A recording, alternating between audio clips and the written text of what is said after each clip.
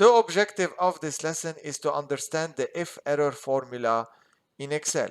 So what does the if-error do? Basically, the if-error will check a number, a cell value, a formula, anything, and then if it's not an error, it will return the value of what it has checked. If it's an error, it will return something that you will specify. And a lot of you will use if and ISERROR formula combination to get the same result, and I'm going to show you an example of this at the end. But it will make your formula longer. So this one is a way shorter way of doing it. So let's try it on a few cases. Here we have a division error, 9 divided by 0. We have a VLOOKUP that doesn't work, and we have a number here.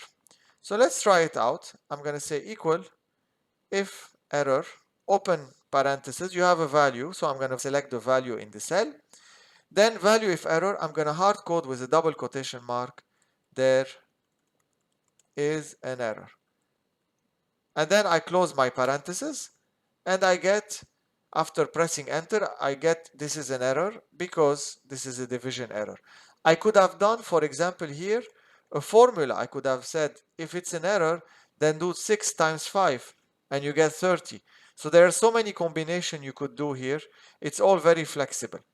We're going to try it on the second one, but we're going to return problem if there is an error. So I'm going to say if error, and I'm going to say this is my cell, and if it's an error, just give me this.